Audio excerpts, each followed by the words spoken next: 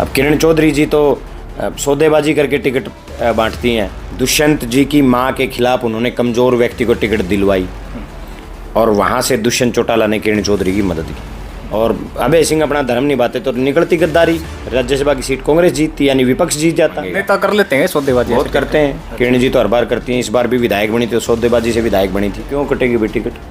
कई बार हो जाता है। क्यों कई बार क्यों मेरे साथ ही क्यों? फिर भाई वो चुनाव कोई डुगडुगी का खेल नहीं है, कोई हर आदमी चुनाव लड़ ले और चुनाव में उतर जाए। ऐसा क्यों लगता है कि भाई वो शादी वाले घोड़े हैं और जो हुड्डा साहब के गुट में आते हैं जो लोग, वो जंगी घोड़े हैं? चाहे लोकसभा चुनाव की आप बात लगा लीजिए, कहाँ थे रणदीप जी? अब जिस दूसरे नेता की चली उसको कोई ये समझाओ तो कि ये जंगी घोड़े थे, तभी दूसरी पार्टी में जाके भी विधायक बन गए, और जिनको आपने टिकट दिलवाई उनको 1500 वोट नहीं आए। उसके बाद 9 की 9 विधानसभा सीटें तो चौधरी भूपेंद्र सिंह हुड्डा जी ने ही संभाली। जजपा की टिकट पर तीनों विधायक बने हैं, तो फिर उन जंगी घोड़ों को उस टाइम क्यों नहीं पहचाना भूपेंद्र सिंह हुड्डा ने? ये कहते हैं कि हरियाणा में तो टिकट हुड्डा साहब बांटते हैं। तब क्यों बीजेपी के एमपी को वोट दिया? जेजेपी तब क्यों नहीं जागी इस बात से जो आज वो लोगों को भ्रमित कर रहे हैं? आप सारी चीज़ें हुड्डा साहब के ऊपर नहीं थोप सकते ना। आप पता करो ईश्वर सिंह की टिकट किसने कटवाई। तंवर जी ने सोनिया जी के विरोध के नारे लगवा दिए। हुड्डा साहब ने फिर भी देवेंद्र जी को कहा कि देवेंद्र आप पार्टी मत छोड़ो, मैं टिकट दिलवाऊंगा। उनको भरोसा नहीं हुआ, वो जजपा में चले गए। अब किरण चौधरी जी ने अपने अलावा 4 टिकटें मांगी, चारों की चारों हारी, जमानत जब्त हुई। ये सौदेबाजी जब तक होगी तब तक कोई भी पार्टी हो, चाहे कांग्रेस हो चाहे बीजेपी हो, कोई पार्टी सरकार नहीं बना सकती। जंग में जंगी घोड़े ही भेजे जाएंगे और शादी के घोड़ों को हम बारात में नचाएंगे। आपके सामने चुनौती कई हैं, एक नहीं है। उमेद लोहान है, कैप्टन अभिमन्यु है, दादा गौतम है। मेरा मकसद किसी की लाइन मिटोना नहीं है, किसी की लाइन छोटी करना नहीं। मेरा मकसद अपनी लाइन को बड़ा करने का है। देखिए, केवल मैं नहीं, हमारा पूरे इलाके की विचारधारा चौधरी देवीलाल जी के विचारों के साथ थी। चढ़ता हरियाणा देखने वाले सारे प्यारे दर्शकों ने सोनू अजय बैनीवाल की प्यार भरी मीठी मीठी राम राम। आज अपने साथ फ्रेम में मौजूद है नारनौंद हल्के में अपनी मजबूत पकड़ रखने वाले जसी पेटवाड़ जी। जसी जी, बहुत बहुत स्वागत है आपके अपने चैनल चढ़ता हरियाणा पर। आपका बहुत बहुत धन्यवाद आपको और जितने आपके चैनल्स के व्यूअर्स हैं सबको मेरी राम राम। धन्यवाद। जसी भाई, जैसे विधानसभा चुनाव बिल्कुल नज़दीक है और लोकसभा चुनाव गए हुए जुम्मा हुआ है और कांग्रेस ने बड़ी सफलता हरियाणा में हासिल की है, जबकि सरकार बनाने में कामयाब ना हुई हो पार्टी केंद्र में, लेकिन हरियाणा में अच्छे खासे वोट आपने मिले हैं और 5 एमपी भी पार्टी को मिले हैं हरियाणा से। विधानसभा को लेकर आपकी तैयारी कैसी है और कैसे देखते हो लोकसभा चुनाव के परिणाम और हरियाणा में विधानसभा चुनाव के परिणाम कैसे रहने वाले हैं? देखो, जनता का बदलाव का मन था और चुनाव में जो 5 एमपी आए वो सिर्फ एक ही कारण था कि कांग्रेस पार्टी ने जिताऊ उम्मीदवारों के ऊपर दांव खेला, मेरिट और सर्वे के आधार पर टिकटें देने का काम किया। चौधरी भूपेंद्र सिंह हुड्डा जी और चौधरी उदयभान जी की जोड़ी ने, दीपक बाबरिया जी जो प्रदेश के प्रभारी हैं, तीनों ने बैठ के एक मन बनाया। कोई गुटबाजी नहीं, किसी गुट का नेता नहीं, सिर्फ उस व्यक्ति को टिकट दी जाए जिसको पब्लिक चाहती है, जो मेरिट में, जो सर्वे में सबसे दमदार है। 9 की 9 टिकटें कांग्रेस पार्टी ने मेरिट के सर्वे के आधार पर देने का काम किया। 9 में से 5, क्योंकि एक पे आम आदमी पार्टी लड़ रही थी, 9 में से 5 उम्मीदवार लोकसभा का चुनाव जीते। जो 2 उम्मीदवार बहुत कम मार्जिन से जो हार गए, राज बब्बर जी, रावदान सिंह जी, तो वो भी कहीं ना कहीं हम जीत सकते थे। छोटी मोटी कमियां रह गई जिन्हें अगली बार बिल्कुल विधानसभा चुनाव में उनको बहुत बड़ा फ़ायदा उन दोनों सीटों के ऊपर भी मिलेगा, क्योंकि जहां कोई उम्मीदवार 5 लाख से आ रहा था वो केवल 40,000 से सीट हमारे हैं। तो इसका बड़ा फ़ायदा पार्टी को होगा और विधानसभा चुनाव में इसके नतीजे बिल्कुल साफ दिखाई देंगे। और चौधरी भूपेंद्र सिंह हुड्डा के नेतृत्व में, चौधरी उदयभान जी के नेतृत्व में 100% इस बार हरियाणा में कांग्रेस की सरकार बनेगी, क्योंकि भारतीय जनता पार्टी ने कोई ऐसा काम नहीं किया जिससे कोई वर्ग खुश हो या एक वर्ग के हित के लिए भारतीय जनता पार्टी ने काम करने का काम किया, बल्कि कोई ऐसा वर्ग नहीं छोटा जिसके ऊपर भारतीय जनता पार्टी की सरकार में लाठियां ना पड़ी हों। चाहे आप बात कर लीजिए किसानों की, चाहे आप बात कर लीजिए कर्मचारियों की, चाहे आप आंगनवाड़ी वर्कर्स की बात कर लिए, चाहे कोरोना में अपनी जान दांव पे लगा के इस देश को, इस देश प्रदेश को, इस दुनिया को बचाने वाली हमारी नर्सिस की, चाहे बात कर लीजिए आप रोजगार मांगने गए नौजवानों की, चाहे आप बात कर लीजिए सरपंचों की, हर वर्ग को लाठियों से पीटने का काम, लाठी नहीं चलानी चाहिए वहाँ भी चलाई है इन्होंने। तो सब ने देखा है। मुझे नहीं लगता कि भारतीय जनता पार्टी क्योंकि यही झटका लोकसभा में मिला तो है, लोगों ने दिया है, आधी लड़ाई जीती है, कोई नहीं आधी लड़ाई 2000 अभी जहां विधानसभा के चुनाव होंगे वहां हो जाएगी। और आने वाले समय में नरेंद्र मोदी जी इस देश के प्रधानमंत्री नहीं बनेंगे, क्योंकि ये लोगों को भ्रम था कि मोदी जी को कोई हरा नहीं सकता। लेकिन जो चुनावी नतीजे लोकसभा के आए हैं उन नतीजों से ये तय हो गया कि नरेंद्र मोदी जी की जो पकड़ थी और जो झूठ बोल के जो जुमले देकर, जो देश के आंखों में धूल झोंककर मीडिया को कंट्रोल करके, गोदी मीडिया को फुली कंट्रोल्ड करके भी आप वो नहीं कर पाए जो आप चाहते थे। जो एक तानाशाह आपने जो एक छवि बनाई थी कि इस देश में जब तक मोदी रहेगा तब तक देश का राजा रहेगा, तो वो छवि अब उनकी ख़त्म होगी और अब बहुत आसानी से भारतीय जनता पार्टी को हराया जा सकता है। और हरियाणा में तो हुड्डा साहब और उदय भान जी हरियाणा में कांग्रेस पार्टी बीजेपी को हराने जा रही है।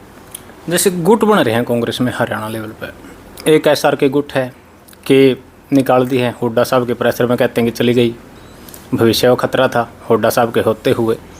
और जो हुड्डा साहब का गुट है, वो एक नारा देता है हरियाणा में नया, जैसे जितने भी टिकटार्थी है ना हुड्डा गुट के, वो ये नारा देते हैं कि भाई जो हुड्डा गुट के हैं वो जंगी घोड़े हैं, और जो दूसरे गुट के हैं रणदीप सिंह सुरजावाला और शैलजा गुट के हैं वो सादी वाले घोड़े हैं कि भाई दूल्हा को ले जाने में काम करते हैं।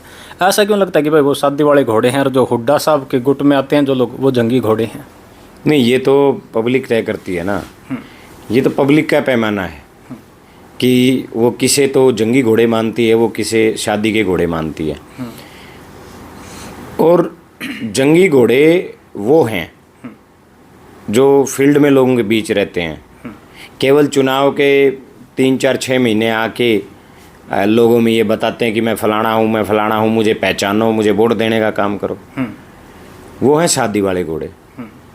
और ये गुट की बात नहीं है, ये बात है आप चाहे किसी के साथ जुड़े रहो, दूसरी पार्टियों में भी तो जंगी घोड़े हैं, शादी के घोड़े हैं। ये तो हुड्डा गुट की बात नहीं है। हुड्डा साहब और दीपेंद्र जी इस प्रदेश में कांग्रेस पार्टी के लिए सबसे ज़्यादा मेहनत करते हैं। चाहे आप आज दीपेंद्र जी की पैदल यात्रा लगा लीजिए, चाहे भूपेंद्र सिंह हुड्डा जी के विपक्ष आपके समक्ष के कार्यक्रम लगा लीजिए, चाहे कार्यकर्ता सम्मेलन लगा लीजिए, चाहे 90 की 90 विधानसभाओं में हुड्डा साहब ने, चौधरी उदय भान जी ने रैली करने का काम किया हो, चाहे लोकसभा चुनाव की आप बात लगा लीजिए। कहाँ थे रणदीप जी? मुझे तो नहीं पता लगा कि वो कहाँ गए, सिरसा के अलावा कहीं गए किसी सीट के ऊपर। शैलजा जी चुनाव लड़ रही थी, वो तो अपने चुनाव में व्यस्त रहना पड़ता है कैंडिडेट को। उसके बाद 9 की 9 विधानसभा सीटें तो चौधरी भूपेंद्र सिंह हुड्डा जी ने ही संभाली हैं, चौधरी उदय भान जी ने ही संभाली हैं। जो मेहनत करता है उसके पास लोग भी मेहनती होंगे, जो मेहनत नहीं करता तो उसके कार्यकर्ता मेहनती कैसे होंगे? जंगी घोड़े का मतलब ये है जिसे जो लगातार 5 साल बिना किसी स्वार्थ के फील्ड में रहे, मजबूती से पार्टी की लड़ाई लड़े, मजबूती से पार्टी का काम करता रहे। 2019 में ले जाना चाहूँगा मैं अपने बात, जंगी घोड़ों की चल तो पड़ी है।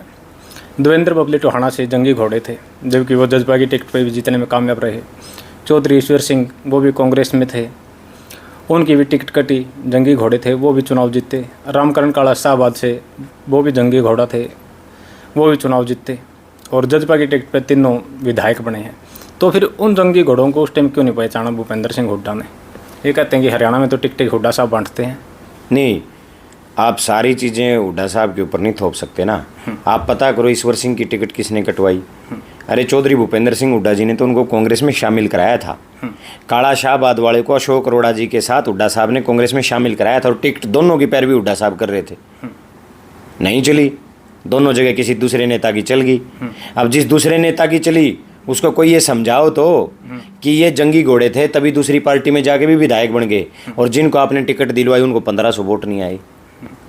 हमारे हिसार जिले में आ जाओ, दिल्ली पार जी करके तो ज़्यादा खासम खास हैं हुड्डा साहब, उनकी तो टिकट कैसे कटवा सकते हैं? गुलाची का से कट गई, कटवाने पिछली बार था ऐसा। मैं बता देता हूँ खासम खास की, सुन लीजिए। उकलाना से नरेश सेलवाल जी चुनाव जीतते, उनकी टिकट काटी गई, भूपेंद्र सिंह हुड्डा उनकी पैरवी कर रहे थे। किसी ने कटवाई, जिसने कटवाई उससे पूछो, 2200 वोट आए, फिर जिसको टिकट दिलवाई। पूछ लो, बता दो आप किसने कटवाई। आपको पता है, अब मेरे से चुनावी मौसम है, मेरे से नाम क्यों लिखवा रहे हो आप? जिस सबको पता है किसने कटवाई। जिसकी टिकट मिली उसको वोट कितने आए? 2200। बरवाड़ा की सीट कांग्रेस पार्टी जीतती, वहाँ चौधरी भूपेंद्र सिंह हुड्डा जिता उम्मीदवार की पैरवी कर रहे थे, जिसको टिकट मिली उसको वोट कितने आए? जमानत जब्त हुई। नलवा से भूपेंद्र सिंह हुड्डा जी जिता उम्मीदवार की पैरवी कर रहे थे, वहाँ से किसने टिकट दिलवाई? कुलदीप बिश्नोई जी ने एक उम्मीदवार को टिकट दिलवाई, वो चुनाव हार गए। हिसार से हुड्डा साहब पैरवी कर रहे थे जिंदल परिवार की, वहाँ से टिकट किसने दिलवाई? पता करो, वो हार गए। अम्बाला से और अम्बाला कैंट से निर्मल सिंह को और चित्रा सरवारा जी को टिकट दिलवाना चाहते थे हुड्डा साहब, और दोनों 100% चुनाव जीतते। वहाँ से कमज़ोर कैंडिडेटों को टिकट दिलवा के उनकी टिकट कटवाने का काम किया। देवेंद्र बबली जी तंवर जी के साथ थे, तंवर जी ने सोनिया जी के विरोध के नारे लगवा दिए। हुड्डा साहब ने फिर भी देवेंद्र जी को कहा कि देवेंद्र आप पार्टी मत छोड़ो, मैं टिकट दिलवाऊंगा। उनको भरोसा नहीं हुआ, वो जजपा में चले गए।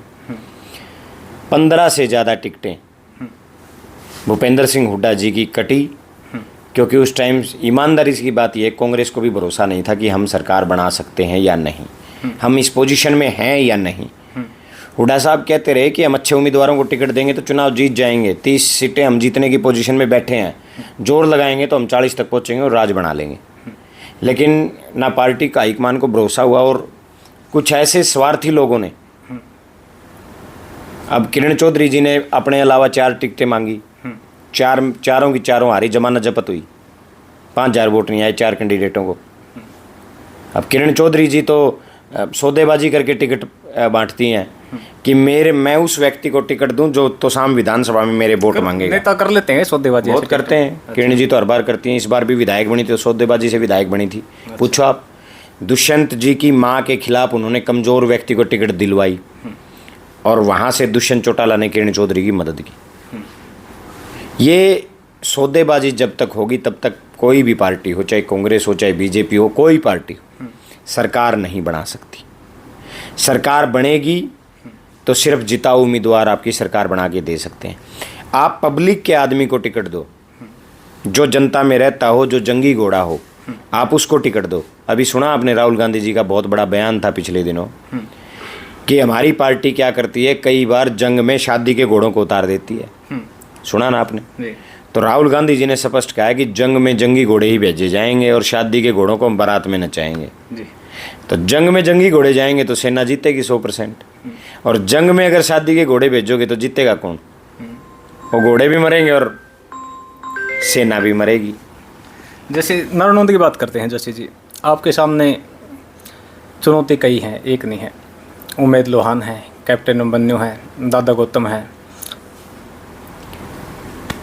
चुनाव कोई डुगडुगी का खेल नहीं है, कोई गैर आदमी चुनाव लड़ ले और चुनाव में उतर जाए।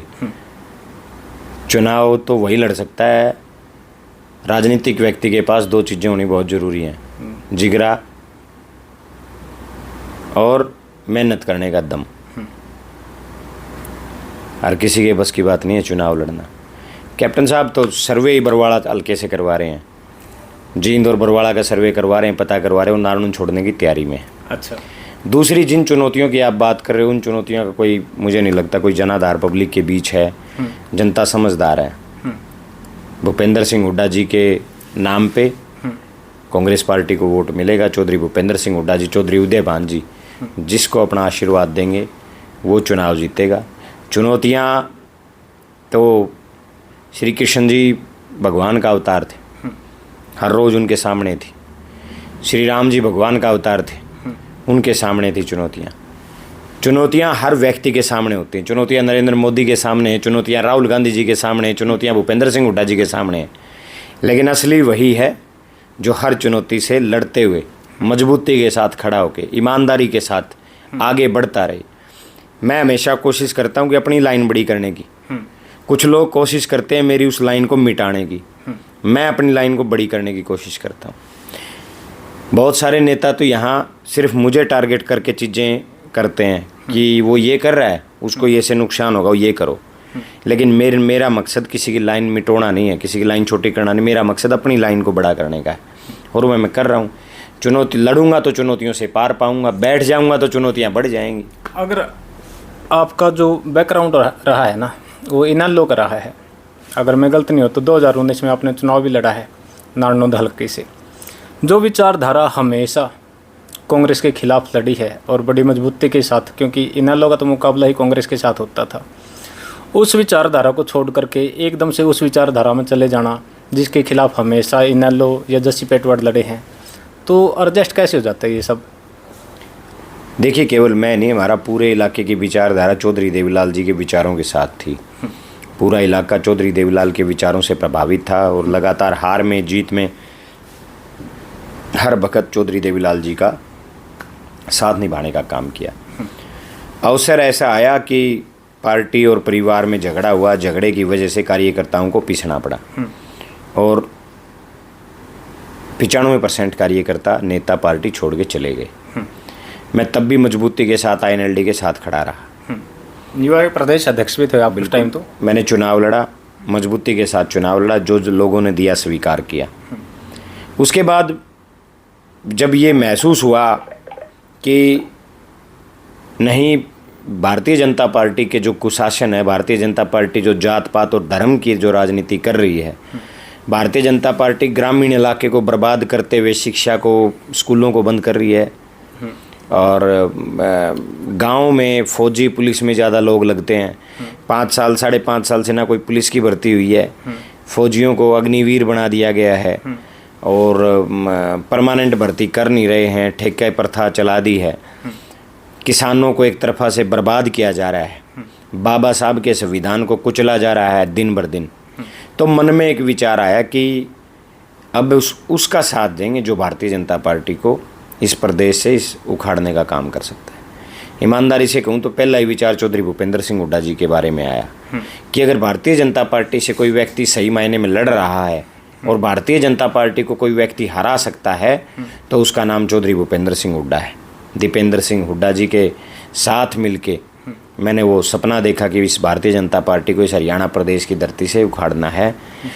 उसे देखते हुए हुड्डा साहब और दीपेंद्र जी के नेतृत्व में कांग्रेस में अपने आप को कांग्रेस की विचारधारा के साथ लेके चलने का प्रयास किया। कांग्रेस की ही तो विचारधारा है जो भारतीय जनता पार्टी को हरा सकती है। इनेलो मेरे छोड़ने के बाद राज्यसभा चुनाव आया, इनेलो ने बीजेपी को समर्थन दिया। राष्ट्रपति चुनाव आया, इनेलो ने बीजेपी को समर्थन दिया। उपराष्ट्रपति का चुनाव आया, इनेलो ने बीजेपी को समर्थन दिया। तो उस विचारधारा के साथ मैं चल नहीं सकता था। मेरी विचारधारा बीजेपी के खिलाफ है, भारतीय जनता पार्टी के कुशासन के खिलाफ है। उस विचारधारा को बदलने के लिए अपने आप को बदलना पड़ा। ये तो तब भी हुआ था जब 2014 में राज्यसभा का चुनाव आया था। इंडियन नेशनल लोकदल की 20 सीटें थी, आज़ाद प्रत्याशी उतारते हैं, तब जो आपके नए नवेले MP बने हैं जयप्रकाश जी, शाई शुई कहते हैं, बदल देते हैं। तो नेताओं की आदत है, कुछ भी कहें, वो तो नेताओं की आदत है। आज अभय सिंह जी कह रहे हैं कांग्रेस क्यों नहीं प्रत्याशी उतार रही, कांग्रेस प्रत्याशी क्यों नहीं उतारी। JJP कह रही है कांग्रेस भाग रही है, प्रत्याशी क्यों नहीं उतार रही। अरे भाइयों, जब प्रत्याशी उतारा था तब कर दी थोती। जब प्रत्याशी भूपेंद्र सिंह हुड्डा जी लेके आए, हाईकमान ने अजय माकन जी को भेजा, तब तो अभय सिंह जी अपने गद्दार निकल गए थे ना। अपने गद्दार निकले। अगर अभय सिंह जी विपक्ष का धर्म निभाते, बलराज कुंडू जैसे नेताओं ने निभाया, विपक्ष का धर्म निभाया, और अभय सिंह अपना धर्म निभाते तो निकलती गद्दारी, राज्यसभा की सीट कांग्रेस जीतती, यानी विपक्ष जीत जाता। तब क्यों BJP के MP को वोट दिया। JJP तब क्यों नहीं जागी इस बात से, जो आज वो लोगों को भ्रमित कर रहे हैं गठबंधन के नाम पे। आज भी उन्हीं उम्मीदवारों को टिकटें दे रहे हैं जहाँ से कांग्रेस को जहाँ से नुकसान उतार रखा था ना प्रत्याशी BJP जज्बा गठबंधन ने, कार्तिक शर्मा को। हाँ, तो उतार रखा था, तो फिर अब किस बात की वो है। फिर अब भी दो BJP के आदमी को अपना समर्थन दो भाई। टिकट को लेकर जस्सी पेटवाड़ कितने आश्वस्त हैं नारनौंद की? 100%। ये कहा जा रहा है कि अगर हुड्डा गुट की चलती है तो जस्सी जी टिकट ला सकते हैं, और अगर SR की गुट की चलती है तो डॉक्टर अजय चौधरी की टिकट है। किसी गुट की नहीं है, किसी ना गुट की चलनी, ना गुट मैटर करता। कांग्रेस हाईकमान ने, राहुल गांधी जी ने स्पष्ट संदेश दिया है, सर्वे के आधार पर टिकटें मिलेंगी। भूपेंद्र सिंह हुड्डा जी किसी की पैरवी नहीं कर रहे। भूपेंद्र हुड्डा जी हाईकमान को सिर्फ एक बात बोल रहे हैं, उदय भान जी सिर्फ एक बात कह रहे हैं कि किसी गुट की टिकट नहीं, कोई कोटा नहीं, किसी को नहीं देना, ना मुझे देना ना दूसरे को देना। सर्वे करवाइए, 90 की 90 विधानसभा में सर्वे में जो उम्मीदवार जिता उम्मीदवार आप उसको टिकट दो, चाहे किसी गुट का। बाई चांस अगर जसी पेटवाड़ की टिकट कट जाती है और डॉक्टर अजय चौधरी टिकट ले आते हैं तो क्या जसी साथ देंगे, कांग्रेस के साथ खड़े? क्यों कटेगी भाई टिकट? कई बार हो जाता है, क्यों कई बार क्यों मेरे साथ ही क्यों फिर भाई? वो जिस आदमी ने 5 साल निस्वार्थ भाव से काम किया है, मेरी विधानसभा में 72 साल के इतिहास में आज तक कभी भी चुनाव के अलावा रैली नहीं हुई। मैंने 4 रैलियां की हैं, 350 किलोमीटर की पैदल यात्रा की है, 10 ऐसी रैलियां हैं जिनमें मैं कम से कम 3-3 हज़ार 4-4 हज़ार आदमी लेके गया हूँ। अब भी पर अब 13 तारीख को हुड्डा साहब और उदय भान जी हिसार आए, 10 तारीख को जयप्रकाश जी नारायण आए, अब परसों दीपेंद्र हुड्डा जी की पैदल यात्रा आ रही है।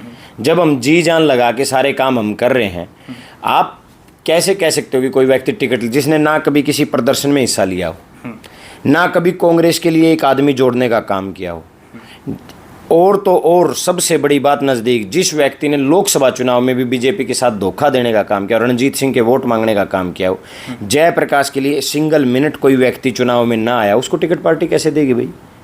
मतलब इतना आसान है क्या? इतनी बड़ी पार्टी, इतने बड़े हाईकमान के खिलाफ मिर्च फेंक देना, उनकी आंखों में झोंक देना? किसको टिकट का अधिकार है? जिसने कांग्रेस पार्टी के लिए या जनता के लिए विपक्ष का धर्म निभाया हो और धरने प्रदर्शन किए हों, सरकार के खिलाफ लड़ाई लड़ी हो 5 साल, उसको हक है ना। जिसने कांग्रेस पार्टी को, यहाँ 52 साल से कांग्रेस नहीं जीती है, कोई नाम लेवा नहीं था कांग्रेस का, हमने मेहनत की है, दिन रात एक किया है, कांग्रेस को फरस से लेके अरस तक पहुंचाने का काम किया है। ये जितने आपको कांग्रेस तो कि जनता खुद चुनाव लड़ रही थी, किसी का कोई रोल नहीं है इसमें, तो जनता ने खुद चुनाव लड़ा है। फिर हर जगह 45,000 से क्यों नहीं जीते? फिर 5 सीट क्यों हार गए? फिर केवल 42 सीटों पे जीत क्यों मिली? जनता ने चुनाव, जनता तो 90 सीटों पे चुनाव लड़ रही थी, और जनता चुनाव लड़ती है तभी तो जीतते जाते हैं। जनता के बगैर तो कोई चुनाव जीत ही नहीं सकते आप, जनता ही तो जिताती है, ये तो सच्चाई है।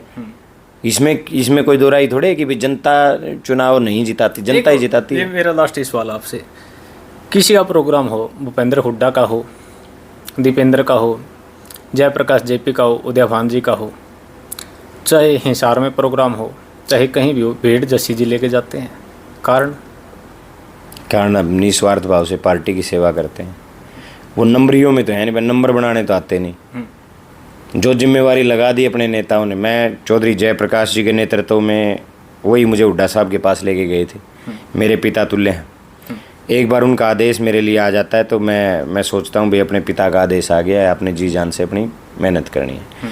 दीपेंद्र हुड्डा जी मेरे नेता हैं, भविष्य उनमें बहुत लंबी लड़ाई उनके साथ मिलकर करनी। उनका आदेश आ जाता है तो समझते हैं कि भाई नेताजी का आदेश आया है। हुड्डा साहब भगवान समान मानते हैं उनको। हुड्डा साहब का आदेश आ जाता तो ये लगता है कि भाई अंतिम आदेश आ गया है, इसमें जी जान लगानी है। उदय भान जी और हुड्डा साहब जो आदेश दे देते हैं वो पारित हो जाता है, उनके आदेशानुसार अपना जोर लगा देते हैं। जो पुराने नेता थे आपके, कभी वो भी बहुत खास रहे हैं आपके, हर बात मानते थे लगभग, जो मैंने सुना है, उनके बारे में आज जैसी पेटवाड़ क्या सोचते हैं? मेरी चाहे अजय सिंह जी रहे हों, अभय सिंह जी रहे हों, चौटाला साहब रहे हों, दुष्यंत जी रहे हों, बिल्कुल ठीक ठाक उनके साथ रही, बढ़िया रही। सब ने, जितनी मैंने मेहनत की उतना मुझे मान सम्मान मिला। बात वही आ जाती है कि बीजेपी के साथ विचारधारा नहीं मिलती। ये लगा कि नहीं, ये दोनों पार्टियां बीजेपी के कहीं ना कहीं जाके बीजेपी के साथ खड़ी हो जाती हैं किसी न किसी मुद्दे पे, तो वहाँ से विचारधारा की बात थी, विचारधारा बीजेपी के खिलाफ थी, तो वहाँ से राजनीतिक नाता टूट गया।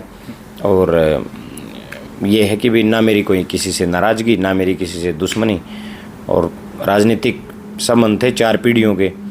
4 पीढ़ियों ने चौधरी देवीलाल परिवार को वोट दिए। अब मन नहीं है, अब ये है कि भाई हुड्डा साहब के नेतृत्व में कांग्रेस में काम करना है तो बदल लिया। हम कार्यकर्ता हैं, कोई गुलाम थोड़े हैं कि बदल नहीं सकते। लास्ट में नारायण हल्का की जनता को क्या संदेश देना चाहोगे जैसी पेटवाड़ बस थी? संदेश यही है, कांग्रेस पार्टी को इस बार हमने सत्ता में लेके आना है। चौधरी भूपेंद्र सिंह हुड्डा जी को मुख्यमंत्री बनाना है और 52 साल का इतिहास तोड़ना है। और जो मेहनत हम सब ने मिलके कांग्रेस पार्टी के लिए पिछले 5 साल में लगातार हम सब ने मिलके जो मेहनत करने का काम किया है, उसको फूल चढ़ाने का काम करना है। धन्यवाद जसी पेटवाड़ जी। ये थे जसी पेटवाड़ जी। आपने इनकी पूरी बातें सुनी। एक सभ्य कमेंट के माध्यम से आपकी प्रतिक्रिया का इंतजार रहेगा, तो जुड़े रहिए ग्रामीण अंचल के सबसे चहेते चैनल चढ़ता हरियाणा के साथ। जय जवान जय किसान, राम राम।